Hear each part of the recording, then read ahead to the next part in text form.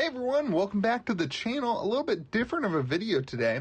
At the beginning of December, I began to become worried about my Crucible of War first edition collection. There were still quite a few cards that I needed for the set, and I just began to become worried about the availability of the boxes. So what I did was I put out a video that said the end of Crew, and it was actually, I think, one of my first videos that wasn't a box opening video.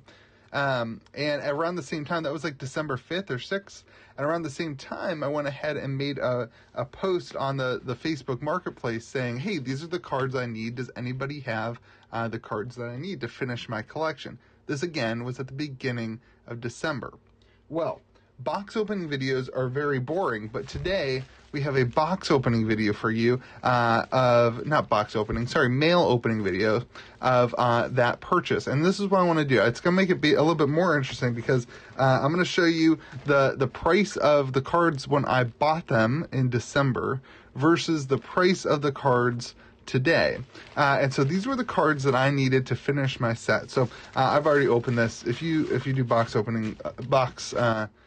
mail opening videos, you should just do it like this because it makes it easier for the viewer. They don't have to watch you fumble for all this stuff. So this has been in the mail since the beginning of December, and tracking did not update from the time that the person put it in the mailbox till December 27th.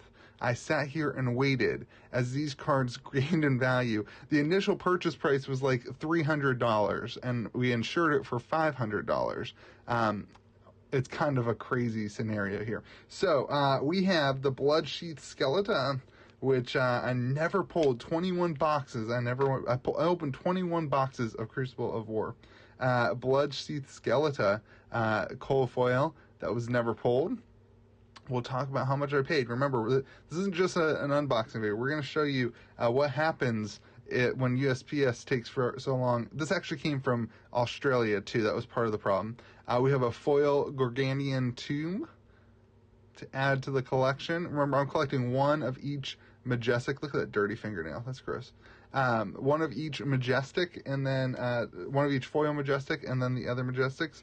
We have a twinning blade, which, again, never pulled. 21 boxes, never pulled a single twinning blade. A twinning blade, and a foil stamp authority. And then the person who sent these to me was so glad that I wanted to buy them for those prices back then that he was a nice person. He also included for free 3 Welcome to Wrath cold foils, common cold foils. And right now you're like, oh my gosh, what were they thinking? And what they were thinking was that they were good people. They were nice. I was doing a pretty big purchase at the time, and it was about the market values at the time, and they threw these in, and these were probably worth $20 to $30 at the time. So let's talk about that, because I wanted to talk about a little bit of the way that the market is moving potentially as a result of shipping delays. So let's pull this up. This is what happened here. I paid those prices for the cards, the prices on the left. Those are the prices that were relatively the market prices at the time. I did not undercut. We talked about the prices. We kind of sent each other, the things that you do, that eBay sold. I kind of negotiated down, and I actually think he ended up giving me the stamp for free. He was like, let's do that, and I'll throw in the stamp for free. I hope that you're watching this, the person who, thank you so much for sending the cards. I'm sorry. I mean, I'm not sorry. I'm happy that it worked out the way that it did, but I feel a little bit bad. But that's just the way that collectible card games are. So these are the prices we agreed on that were the market prices. This was a regular Facebook this was before I had very many followers, so it wasn't anything special like that. And then this is the current market value of the cards. So pretty unbelievable. I was actually on edge waiting for this package to get here. It took forever because it came all the way from Australia, and we only insured it for $500 at the time, and the value of the cards grew so much that it was like, what's going on? So let's pull up Twinning Blade, right? So I just want to talk about this. We had so many sold listings of Twinning Blade in December, and this is a very good condition Twinning Blade. How does this work? Yeah, it comes out the top, right? That little mark was on the sleeve. But we had so many sold listings. Oh, there's a little mark there. That's all right. It'll be okay. It'll come off. There's just a little piece of paper there. Anyway, we had so many sold listings in December. It makes me question how many of these are still in the mail. Like, mine was in the mail for, like, what is that? Almost a full month it was in the mail. It took almost a full month. And tracking never updated, so it makes me wonder, like, how many full art twinning blades are in the mail? And is that part of the reason that the market is so up on it? Is that part of the reason that this has jumped 600%? That's not 500% in the last month, because so many of them are still in the mail and people can't get them to put them back on the market. Those who are flipping them, I don't know. I only have one of these. I have no intention of selling it. I don't want it to go down in value, but it just makes me wonder those kind of questions of, are there so many of these still in the mail? Like, somebody purchased them on December 12th and it still hasn't shown up, and so they weren't able to relist it if they were trying to flip things. Again, I'm not flipping it, so I don't really care, but man, that card is beautiful. I'm so sad I never pulled one of these. Oh man, this just takes some time. Let's take it out. Did we already take it out? It's all right. Let's take it out. Oh man. That is a card that deserves to see the table, though, right? Like, man, there's something up there. I'll get that off later, but it's just a little piece of the wrapper came off. Anyway, I just wanted to have that discussion because I wonder if we start seeing, if currently, we start seeing a little bit more retracement as people are getting their product in from the people they purchased it for. And I wonder if you start seeing more product hit the market as USPS and those other mail places kind of catch up to stuff. But I just wanted to throw this in here for you guys.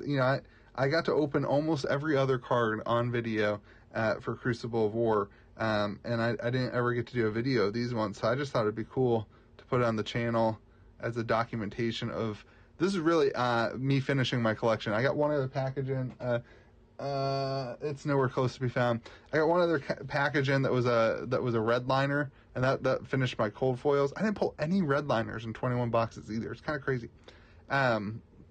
But that kind of finishes my Crucible collection, so I can kind of lock it all in and call it done. That's why I didn't end up opening any more boxes of Crew, because the odds of me pulling a twinning blade were so low that I decided just to buy the singles rather than buying the box, which is another good probably conversation to have, is if you're finishing up a collection, it's probably better off to just buy the singles you need once you get down to like 10 cards probably, than trying to jump in, unless you have like a really good active place to trade.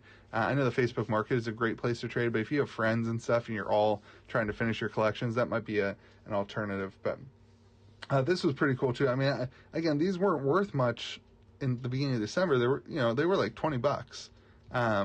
And so I was like, oh no, you have to send those. That's fine. But he's like, no, I want to. Like, here's a little gift for you. And so it was pretty cool to receive those. I don't really have any alpha cold foil, so this is cool to have for the collection. I was pretty stoked on that. It's just the way it is. Collectibles, they just move fast, and we've seen a crazy market over the last month, and I hope that it all sticks. I hope it all stays up there. But there is a potential, right, that like a lot of people are still waiting on their product in order to move it. And so I just wanted to highlight that for you guys, that don't just take the numbers that are here in stone. Again, I hope that that's not the case. I hope that the market stays high on stuff. And honestly, even if we see a retracement in a card like Twinning Blade, in 6 months, this card's going to be worth what it is right now and probably more, no matter what happens. Even if this retraces back down, what I have it at 650 on that piece? Even if this retraces back down to like a 450 or something like that, which is probably the lowest that you'd see it go, because I know people have been buying it at the 650 price, then I think you'll see it bounce right back up in a couple months as people kind of finish it out and do whatever. Anyway, I just wanted to show it there. I want to have that dialogue. I want to hear your questions. I want to hear your opinions. Do you feel like maybe the USPS and all the slow shipping speeds, do you feel like maybe that's rapidly increasing some of the growth of the cards as people who purchase them, it takes them longer to get the card in hand, and then, whatever happens and before they can relist it? It's just a question. I don't know. Maybe I'm wrong. Anyway, I hope you have a great day. Hope you're being kind to the people around you. And this is just a cool unboxing video. Have a good one.